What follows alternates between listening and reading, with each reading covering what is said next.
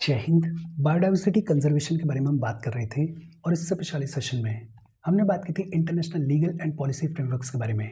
आज की सेशन में हम बात करेंगे Indian legal and policy frameworks के बारे में। बायोडाइवर्सिटी कंजर्वेशन को लेकर इंडियन लीगल और पॉलिसी फ्रेमवर्क्स की कहानी क्या है, उस सब के बारे में आज हम पढ़ेंगे, बातचीत करेंगे। कई सारे फ्रेमवर्क्स के बारे में आज हमें पढ़ना है, लेकिन प्राइमरीली हम बात करेंगे state of India's environment report 2026 के बारे में और पढ़ेंगे India's first DNA based elephant census के बारे में। इन सभी चीज़ों के बारे में आज हम पढ़ेंगे, बातचीत करेंगे। देखो, शुरू करते हैं। सबसे पहले बात की गई है बायोडाइवर्सिटी मैनेजमेंट कमेटीज़ के बारे में। ये जो बायोडाइवर्सिटी मैनेजमेंट कमेटीज़ हैं, इनका mention biological diversity act of 2002 के सेक्शन 41 में देखने को मिलता है। बायोडाइवर्सिटी मैनेजमेंट कमेटीज़ का mention biological diversity act of 2002 के सेक्शन 41 में देखने को मिलता है। ये जो बीएमसीज होती हैं, इनका काम क्या होता है? इनका काम होता है लोकल लेवल पे कंजर्वेशन को प्रमोट करना, सस्टेनेबल यूज़ को एंश्योर करना और बायोडाइवर्सिटी को डॉक्यूमेंट करना। बेहद सिंपल। ये जो बीएमसीज होती हैं, इनका काम क्या होता है? इनका काम होता है लोकल लेवल पे एक तो कंजर्वेशन को प्रमोट करना, दूसरा सस्टेनेबल यूज़ को एंश्योर करना और तीसरा बायोडाइवर्सिटी को डॉक्यूमेंट करना। आज की डेट में हमारे कंट्री में मोर देन 2,77,000 BMCs देखने को मिलती हैं। फॉर एग्जांपल, एक चिकमंगलूर BMC है। ये जो चिकमंगलूर BMC है, ये देखने को मिलती है कर्नाटका वाले रीजन में। ये जो चिकमंगलूर BMC है, इसने रिसेंटली लगभग 230 मेडिसिनल प्लांट स्पीशीज़ को डॉक्यूमेंट किया है। बेहद सिंपल तौर पे दो तीन चीज़ें याद रखनी है। एक तो ये जो बायोडाइवर्सिटी मैनेजमेंट कमेटीज़ हैं, इनका मेंशन कहाँ पे देखने को मिलता है? इनका mention biological diversity act of 2002 के सेक्शन 41 में देखने को मिलता है। और दूसरा, ये जो बीएमसीज हैं, इनका काम क्या होता है? इनका काम होता है लोकल लेवल पे एक तो कंजर्वेशन को प्रमोट करना, दूसरा सस्टेनेबल यूज़ को एंश्योर करना और तीसरा बायोडाइवर्सिटी को डॉक्यूमेंट करना। फिर इसके बाद बात की गई है biological diversity amendment act of 2023 के बारे में। Biological diversity amendment act of 2023 के तहत आयुष प्रैक्टिशनर्स और इंडियन कंपनीज को कुछ अप्रूवल से एग्जेम्पशन दिया गया है। बेसिकली हमारी सरकार जो है वो आयुर्वेदा को, यूनानी को, सिद्धा को, होम्योपैथी को, इनको प्रमोट कर रही है। सिंपल तौर पे अगर कहें तो ट्रेडिशनल नॉलेज को हमारी सरकार जो है वो प्रमोट कर रही है। और उसी के लिए ये जो biological diversity amendment act of 2023 है, इसके तहत जो आयुष प्रैक्टिशनर्स हैं और जो इंडियन कंपनीज हैं, उनको कुछ अप्रूवल से एग्जेम्पशन दिया गया है। दूसरा, ये जो एक्ट है, इसका जो सेक्शन 55 है, उसके तहत जो बायोडाइवर्सिटी ऑफेंसेस हैं, उनके लिए पेनल्टीज को इंक्रीज किया गया है। सेक्शन 55 के तहत बायोडाइवर्सिटी ऑफेंसेस के लिए पेनल्टीज को इंक्रीज किया गया है। तीसरा, ट्रेडिशनल नॉलेज को इंटेलेक्चुअल प्रॉपर्टी राइट के तौर पर रिकॉग्नाइज कर लिया गया है। ट्रेडिशनल नॉलेज को इंटेलेक्चुअल प्रॉपर्टी राइट IPR के तौर पर रिकॉग्नाइज कर लिया गया है। और फाइनली, ये जो biological diversity amendment act of 2023 है, इसके तहत मेडिसिनल प्लांट्स के कल्टीवेशन को प्रमोट भी किया गया है। सिंपल तौर पे अगर कहें तो ये जो biological diversity amendment act of 2023 है, इसके तहत सरकार जो है वो ट्रेडिशनल नॉलेज को प्रमोट कर रही है। वो आयुर्वेदा को, वो होम्योपैथी को, वो यूनानी को, वो सिद्धा को, ये जो हमारे ट्रेडिशनल एस्पेक्ट्स हैं, उनको प्रमोट कर रही है। बेसिक तौर पे चीज़ों को याद रखना। फिर इसके बाद आपने सुना होगा नेशनल बायोडाइवर्सिटी अथॉरिटी के बारे में। ये जो नेशनल बायोडाइवर्सिटी अथॉरिटी है, इसको इस्टेब्लिश किया गया 2003 में। कब इस्टेब्लिश किया गया? 2003 में इस्टेब्लिश किया गया। हेडक्वार्टर कहाँ पे इसका? चेन्नई में इसका हेडक्वार्टर है। इंपॉर्टेंट चीज़ क्या है? ये जो नेशनल बायोडाइवर्सिटी अथॉरिटी है, ये स्टैट्यूटरी बॉडी है। कैसी बॉडी है? स्टैट्यूटरी और ऑटोनोमस बॉडी है। ये जो नेशनल बायोडाइवर्सिटी अथॉरिटी है, इसका काम क्या है? इसका काम है बायोडाइवर्सिटी एक्ट ऑफ 2002 को इम्प्लीमेंट करना। देखो, बेहद सिंपल तौर पे अगर बात करें तो ये जो NBA है, ये जो नेशनल बायोडाइवर्सिटी अथॉरिटी है, इसको स्टैब्लिश कब किया गया? 2003 में स्टैब्लिश किया गया। इसका हेडक्वार्टर कहाँ पर है? इसका हेडक्वार्टर चेन्नई में देखने को मिलता है। कैसी बॉडी है? स्टैट्यूटरी बॉडी है। ये अपने आप में इंपॉर्टेंट है। स्टैट्यूटरी और ऑटोनोमस बॉडी है। और इसका काम क्या है? इसका काम है बायोडाइवर्सिटी एक्ट ऑफ 2002 को इम्प्लीमेंट करना। अच्छा, ये जो NBA है, इसका अप्रूवल ज़रूरी होता है for anyone seeking IPR on research based upon biological resource और नॉलेज। बायोलॉजिकल रिसोर्स और नॉलेज से रिलेटेड कोई भी रिसर्च पे अगर कोई आईपीआर लेना चाहता है, इंटेलेक्चुअल प्रॉपर्टी राइट लेना चाहता है, तो उसको पहले नेशनल बायोडाइवर्सिटी अथॉरिटी का अप्रूवल लेना पड़ेगा। दूसरा, ये जो एनबीए है ये इंश्योर करती है कि जो भी बेनिफिट्स अराइज हो रहे हैं उनका इक्विटेबल शेयरिंग इंश्योर किया जाए। तो मोटे मोटे तौर पे अपने को ये चीज़ें याद रखनी है, ये ज़्यादा इंपॉर्टेंट है नेशनल बायोडाइवर्सिटी अथॉरिटी को लेकर। फिर एक wild life protection act of 1972 के बारे में फॉर श्योर आपने सुना होगा। ये जो wild life protection act of 1972 है ये बेसिक फ्रेमवर्क प्रोवाइड करती है to ensure protection and management of wild life. Wild life को प्रोटेक्ट कैसे किया जाए, उसको मैनेज कैसे किया जाए, उसके लिए बेसिक फ्रेमवर्क प्रोवाइड किया गया है इस wild life protection act of 1972 में। अच्छा, wild life protection act of 1972 में बहुत सारे प्रोविजंस हैं, लेकिन हम सिर्फ इंपॉर्टेंट वाली चीज़ें देख रहे हैं। एक तो स्टेट गवर्नमेंट जो है उसको अथॉरिटी नहीं होती है to declare any animal as vermin. State government किसी भी एनिमल को वर्माइन डिक्लेयर नहीं कर सकती है। अगर किसी एनिमल को वर्माइन डिक्लेयर करना है तो वो कौन करता है, मिनिस्ट्री ऑफ एनवायरनमेंट करती है। दूसरा, wild life protection act of 1972 में ये भी बताया गया कि नेशनल पार्क या फिर किसी वाइल्ड लाइफ सेंचुरी के 5 किलोमीटर के रेडियस में जितना भी लाइव स्टॉक देखने को मिलता है उसका इम्यूनाइजेशन करवाना कंपलसरी है, मैंडेटरी है। देखो मैं पहले ही बोल चुका हूँ wild life protection act of 1972 में और बहुत सारे प्रोविजंस हैं, लेकिन हमें एक तो इंपॉर्टेंट वाले प्रोविजंस याद रखना है, बिकॉज पूरा एक्ट अपने को याद करने का कोई मतलब नहीं है। और दूसरा, इस चीज़ पर ध्यान रखना है कि कोई चीज़ न्यूज़ में तो नहीं है। अगर न्यूज़ में इनमें से कुछ भी आ रहा है तो उसके बारे में और ज़्यादा डिटेल में पढ़ना, न्यूज़पेपर्स में आएगा, करंट अफेयर्स में आएगा। बाकी बेसिक तौर पे इतना आइडिया रखो कि अगर कभी कोई क्वेश्चन आ जाए तो आंसर में आप ये नाम लिख पाओ, इनके बारे में एक दो लाइन लिख पाओ। बेसिक तौर पे चीज़ों को याद रखो। होपफुली ये आपको समझ में आया होगा, स्ट्रक्चर आपके दिमाग में सेट हुआ होगा। हम आगे बढ़े उससे पहले वीडियो पे लाइक के बटन को दबा दो। लाइक दबाना ज़रूरी है बिकॉज यूट्यूब ऐसे ही फंक्शन करता है।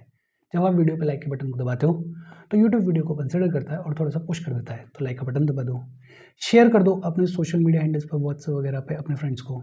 जो भी लोग इसमें इंटरेस्टेड है, इससे रिलेटेड पढ़ाई कर रहे हैं, उनको शेयर कर दो। अगर चैनल को सब्सक्राइब नहीं किया तो फॉर श्योर चैनल को सब्सक्राइब कर लो। और अगर आप केपेबल हेल्प करना चाहते हो तो आप हमें हेल्प कर सकते हो by clicking on the join button, या फिर आप कंट्रीब्यूट भी कर सकते हो QR कोड को स्कैन करके।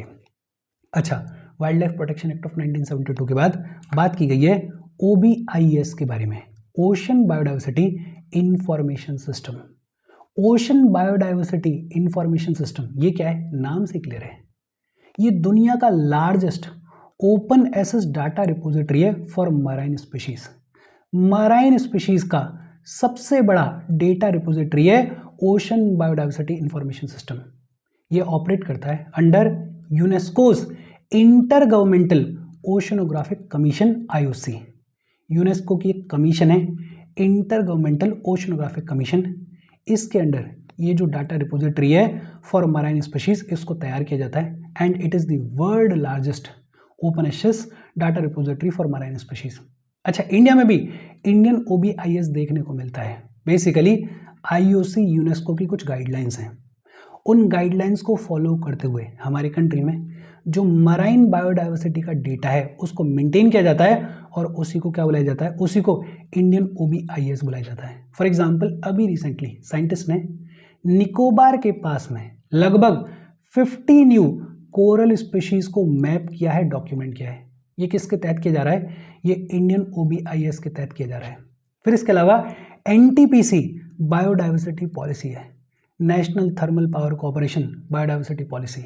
इसको 2022 में लाया गया और ये मैंडेट करती है, ये कंपलसरी करती है एनवायरमेंटल इम्पैक्ट असेसमेंट और बायोडाइवर्सिटी एफर्ट्स को। बेसिकली ये जो थर्मल प्लांट्स होते हैं इनकी वजह से एनवायरनमेंट को नुकसान होता है, पॉल्यूशन होता है, तो ये मैंडेटरी है कि देखो एनवायरमेंटल इम्पैक्ट असेसमेंट करो और बायोडाइवर्सिटी एफर्ट्स को लगाओ ताकि वो जो एनवायरनमेंट को नेगेटिव इम्पैक्ट हो रहा है उसको मिनिमाइज किया जा सके, उसको ख़त्म किया जा सके। ये जो NTPC बायोडाइवर्सिटी पॉलिसी है ये अलाइन करती है हमारे national action plan of climate change के साथ में। National action plan on climate change क्या है इसके बारे में होपफुली आपको पता होगा, खूब न्यूज़ में रहता है, खूब इसके बारे में बातचीत होती है। और ये जो बायोडाइवर्सिटी पॉलिसी है NTPC की, इसी के तहत NTPC ने इम्प्लीमेंट किया restoration of degraded lands in Singrauli Madhya Pradesh near its coal mines. देखो कोल माइंस या जो भी जनरल माइंस होती हैं उनमें क्या होता है, माइनिंग कर ली जाती है, फिर उसको अनट्रीटेड छोड़ दिया जाता है और उसकी वजह से खूब सारा पॉल्यूशन देखने को मिलता है। लेकिन अब एनटीपीसी बायोडाइवर्सिटी पॉलिसी है, तो इसके तहत ये जो सिंगरौली वाला रीजन है वहाँ पे जितनी भी डिग्रेडेड लैंड है उसको रिस्टोर करने के लिए एनटीपीसी जो है वो काम कर रही है। तो पॉलिसी आने की वजह से एक ऑब्लिगेशन आ जाती है जिसके तहत जो भी इंस्टीट्यूशंस हैं, जो भी इंडिविजुअल्स हैं, वो अपने काम को करते हैं। फिर इसके बाद 2026 में अभी रिसेंटली एक report I, state of India's environment report, SOE report. ये जो state of India's environment report है ये क्या कहती है? पहले तो इसको रिलीज किसने किया? इसको रिलीज किया centre for science and environment ने, और साथ में डाउन टू अर्थ ने भी काम किया। तो centre for science and environment ने ये जो state of India's environment report of 2026 है इसको रिलीज किया। ये जो रिपोर्ट है इसके की हाइलाइट्स क्या थे, और ये जो की हाइलाइट्स हैं ये इंपॉर्टेंट हैं बिकॉज कभी अगर आंसर लिखना होगा तो यही चीज़ें आपके आंसर को ऑथेंटिकेट करती हैं। एक तो ये जो state of India's environment report of 2026 है इसमें बताया गया कि प्लैनेटरी बाउंड्री क्राइसिस देखने को मिल रहे हैं। सबसे पहले सवाल आता है कि प्लैनेटरी बाउंड्री का मतलब क्या होता है? प्लैनेटरी बाउंड्री का मतलब basically safe limits within which human can operate without destabilising the environment. वो सेफ लिमिट्स जिनमें ह्यूमन बींग्स ऑपरेट कर सकता है, फंक्शन कर सकता है, काम कर सकता है विदाउट डैमेजिंग द एनवायरनमेंट, उसको क्या बुलाया जाता है? उसको प्लैनेटरी बाउंड्री बुलाया जाता है। और रिपोर्ट क्या कह रही है कि प्लैनेटरी बाउंड्री क्राइसिस हैं, 9 प्लैनेटरी बाउंड्रीज हैं, और ये जो 9 प्लैनेटरी बाउंड्रीज हैं इनमें से 7 जो हैं वो खतरे में हैं, 7 जो हैं उनको ह्यूमन एक्टिविटीज की वजह से ब्रीच कर दिया गया है। कौन कौन सी 7 प्लैनेटरी बाउंड्रीज को ब्रीच कर दिया गया है? क्लाइमेट चेंज रियल प्रॉब्लम है, खूब पढ़ा इसके बारे में, हमने आगे भी पढ़ेंगे। बायोस्फीयर इंटीग्रिटी, बायोस्फीयर के साथ में इतना ज़्यादा छेड़खानी की गई है कि अब जो वो बाउंड्री है वो ब्रीच हो गई है, उसमें क्राइसिस देखने मिल रहे हैं। लैंड यूज सिस्टम, अर्बनाइजेशन है, इंफ्रास्ट्रक्चर का डेवलपमेंट है, इंडस्ट्रियलाइजेशन है, और उसके लिए ये जो लैंड यूज सिस्टम है इसमें भी सिग्निफिकेंट चेंजेस देखने मिल रहे हैं। Fresh water depletion, fresh water में डिप्लीशन देखने मिल रहा है, कमी देखने मिल रही है। बायोजियोकेमिकल फ्लोज, ये जो बायोजियोकेमिकल फ्लोज हैं जिनके बारे में ऑलरेडी हमने पढ़ा हुआ है उनमें भी सिग्निफिकेंट चेंजेस देखने मिल रहे हैं, क्राइसिस देखने मिल रहे हैं। नोबल एंटिटीज और ओशन एसिडिफिकेशन, ये वो 7 प्लैनेटरी बाउंड्रीज हैं जहां पे ऑलरेडी ह्यूमन एक्टिविटीज की वजह से हमने सेफ लिमिट्स को क्रॉस कर दिया है, जहां पे ऑलरेडी ब्रीच देखने मिल रहा है। 2 वो प्लैनेटरी बाउंड्रीज कौन सी हैं जहां पे अभी भी हम सेफ लिमिट्स में हैं? एक तो एटमॉस्फेरिक एरोसॉल्स, हालांकि यहां भी हम डेंजरस मार्क पे हैं, क्रॉस करने ही वाले हैं, लेकिन अभी भी सेफ लिमिट्स में देखने को मिलते हैं। और दूसरा स्ट्रेटोस्फेरिक ओजोन डिप्लीशन है, ये जो स्ट्रेटोस्फेयर में ओजोन का डिप्लीशन है यहाँ पे हम सिग्निफिकेंटली सेफ लिमिट्स में हैं, यहाँ पे कोई दिक्कत नहीं है। लेकिन हाँ ये बड़ी बात है कि 9 में से 7 प्लैनेटरी बाउंड्रीज को हमने ब्रीच कर दिया है, हम सेफ लिमिट के बियॉन्ड चले गए हैं। दूसरा, world is close to breaching 1.5 degree Celsius global warming threshold. आपने पढ़ा होगा पेरिस एग्रीमेंट के बारे में, और पेरिस एग्रीमेंट के तहत और उसके बाद पिछले कई डेकेड से हम ये कोशिश कर रहे हैं कि ये जो ग्लोबल वार्मिंग है, ये जो क्लाइमेट चेंज है, इसको किसी भी तरीके से कर्व किया जाए, इसको किसी भी तरीके से मिटिगेट किया जाए। लेकिन उसके बावजूद रिपोर्ट क्या कह रही है? The world is close to breaching 1.5 degree Celsius global warming threshold. और अगर ऐसा होता है तो इसके इरिवर्सिबल इम्पैक्ट्स देखने को मिलेंगे, इसके significant long term negative impacts देखने को मिलेंगे। इसके अलावा ये जो state of India's environment report of 2026 है, इसके तहत क्या कहा गया? जो ग्लोबल फॉरेस्ट हैं हमारे, वो लगभग 59% तक कम हो गए हैं। Basically the global forest has fallen to 59%, which means कि ऑलमोस्ट हाफ जितने फॉरेस्ट जो हैं वो डिग्रेड हो गए हैं, उनको हमने ख़राब कर दिया है या उनको हमने काट दिया है। और सेफ थ्रेशोल्ड क्या है? 75% है। मतलब सेफ थ्रेशोल्ड से हम सिग्निफिकेंटली नीचे चल रहे हैं, जो कि खतरे की बात है। फ्रेश वाटर रिजर्व जो हैं वो भी स्ट्रेस में हैं, पॉल्यूशन के जो लेवल्स हैं वो सिग्निफिकेंटली इंक्रीज हो रहे हैं। और इसके अलावा रिपोर्ट क्या कहती है? जो ह्यूमन टाइगर कॉन्फ्लिक्ट्स हैं उनमें राइज देखने को मिल रहा है। और ह्यूमन टाइगर कॉन्फ्लिक्ट्स में राइज क्यों देखने को मिल रहा है? एक तो हैबिटेट लॉस की वजह से हम जंगल काट रहे हैं, अगर हम फॉरेस्ट काटेंगे तो ये जो टाइगर्स हैं ये हमारे एरियाज़ में एनक्रोच करेंगे। बट ऑब्वियस सी बात है, उल्टा कहना चाहिए कि हम इनके एरियाज़ में एनक्रोच कर रहे हैं, इसलिए ये जो ह्यूमन टाइगर कॉन्फ्लिक्ट्स हैं इनमें इंक्रीज देखने मिल रहा है। प्रे डिप्लीशन, जब आप जंगल काट दोगे तो जो हर्बीवोर्स हैं वो सर्वाइव नहीं कर पाएंगे, और अगर हर्बीवोर्स सर्वाइव नहीं करेंगे तो ये बेचारे टाइगर्स क्या खाएंगे। तो इस प्रे डिप्लीशन की वजह से भी ह्यूमन टाइगर कॉन्फ्लिक्ट्स में इंक्रीज देखने मिल रहा है। और फिर तीसरा, increasing human proximity to forest. Basically human activities की वजह से ही ये जो ह्यूमन टाइगर कॉन्फ्लिक्ट्स हैं इनमें इंक्रीज देखने मिल रहा है। पिछले वाले सेशन में हमने बात की थी कि एक इन्वेजिव स्पीशीज देखने को मिलती है, लेंटाना कैमरा। और ये जो लेंटाना कैमरा है, ये रिपोर्ट बताती है it now occupies nearly 50% of forest and scrublands. लगभग 50% फॉरेस्ट और स्क्रबलैंड्स में ये जो इन्वेजिव स्पीशीज है लेंटाना कैमरा ये देखने को मिलती है। और लेंटाना कैमरा ये इन्वेजिव स्पीशीज है, ऑलमोस्ट 50% ऑफ द फॉरेस्ट में देखने को मिलती है। इसकी वजह से जो नेटिव ग्रासेस होती हैं वो सप्रेस हो जाती हैं, वो खत्म हो जाती हैं। और अगर नेटिव ग्रासेस सप्रेस हो जाएंगे तो इन ग्रासेस के ऊपर जो हर्बीवोर्स डिपेंडेंट होते हैं वो खत्म हो जाएंगे। और अगर हर्बीवोर्स खत्म हो जाएंगे तो अल्टीमेटली दिक्कत किसको आएगी? टाइगर्स को दिक्कत आएगी।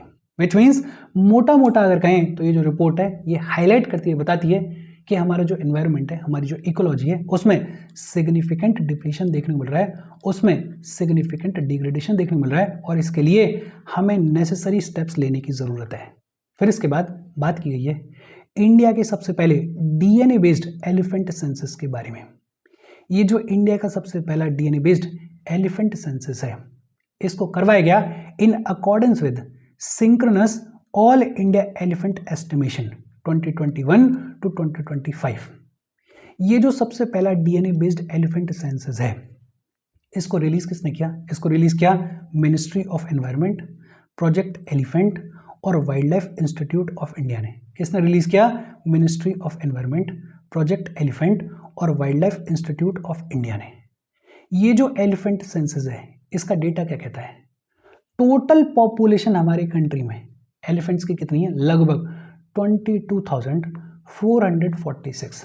एलिफेंट्स की टोटल पॉपुलेशन कितनी है? लगभग 22,446। लेकिन हाँ, ये जो पॉपुलेशन है वो इस रेंज में फ्लक्चुएट कर सकती है। भाई किसी भी सेंसस में थोड़ा बहुत ऊपर नीचे हो सकता है। रीजनल डिस्ट्रीब्यूशन की अगर बात करें, ये रीजनल डिस्ट्रीब्यूशन इंपॉर्टेंट है। सबसे ज़्यादा जो एलिफेंट्स देखने को मिलते हैं वो वेस्टर्न घाट्स में देखने को मिलते हैं। सबसे ज़्यादा एलिफेंट्स कहाँ पे देखने को मिलते हैं? वेस्टर्न घाट्स में देखने को मिलते हैं। फिर इसके बाद नॉर्थ ईस्टर्न हिल्स में और ब्रह्मपुत्र प्लेन्स में सेकंड नंबर पे एलिफेंट्स की पॉपुलेशन देखने को मिलती है। फिर तीसरा शिवालिक हिल्स वाले रीजन में और गेंजेटिक प्लेन्स में तीसरे नंबर पे एलिफेंट्स देखने को मिलते हैं। और चौथा सेंट्रल इंडिया में और ईस्टर्न घाट्स वाले रीजन में चौथे नंबर पे एलिफेंट्स की पॉपुलेशन देखने को मिलती है। जो हमारे लिए इंपॉर्टेंट है, सबसे ज़्यादा एलिफेंट्स की पॉपुलेशन कहाँ पे देखने को मिलती है? वेस्टर्न घाट्स में देखने को मिलती है। स्टेट वाइज अगर बात करें तो कर्नाटका में सबसे ज़्यादा एलिफेंट्स देखने को मिलते हैं। सबसे ज़्यादा एलिफेंट्स कहाँ पे देखने को मिलते हैं? कर्नाटका में देखने को मिलते हैं। दूसरे नंबर पे आसाम में देखने को मिलते हैं। तीसरे नंबर पे तमिलनाडु में देखने को मिलते हैं। और चौथे नंबर पे केरला में देखने को मिलते हैं। इसमें इंपॉर्टेंट क्या है कि सबसे ज़्यादा एलिफेंट की पॉपुलेशन कहाँ पे देखने को मिलती है? कर्नाटका में देखने को मिलती है। अच्छा, इन जनरल अगर बात करें तो सबसे ज़्यादा टाइगर की पॉपुलेशन कौन से स्टेट में देखने को मिलती है? मध्य प्रदेश में देखने को मिलती है। ध्यान रख लेना कि सबसे ज़्यादा एलिफेंट की पॉपुलेशन कर्नाटका में देखने को मिलती है और सबसे ज़्यादा टाइगर की पॉपुलेशन मध्य प्रदेश में देखने को मिलती है। और टाइगर और एलिफेंट दोनों ही IUCN के अंदर एंडेंजर्ड कैटेगरी में आते हैं। टाइगर और एलिफेंट दोनों ही एंडेंजर्ड कैटेगरी में आते हैं। और इसके साथ आज की हमारी बातचीत खत्म हो गई। देखो, इजी सेशन है, ऐसा नहीं है कि इसमें एक ही चीज़ को रटना है, लेकिन हाँ, ये जो नाम है, जैसे बायोडाइवर्सिटी मैनेजमेंट कमेटीज है, जैसे नेशनल बायोडाइवर्सिटी अथॉरिटी है, जैसे OBIS है, इनके बारे में बेसिक तौर पे आपको पता होना चाहिए। ये जो रिपोर्ट है SOE रिपोर्ट ऑफ 2026, इसकी जो हाईलाइट्स हैं वो आपके काम की हैं। कहीं अगर आंसर लिखोगे तो छोटी छोटी चीज़ें काम आती हैं। तो बेसिक तौर पर इनको याद रखना। कोई डाउट हो कमेंट करके पूछ लेना। Thank you very much.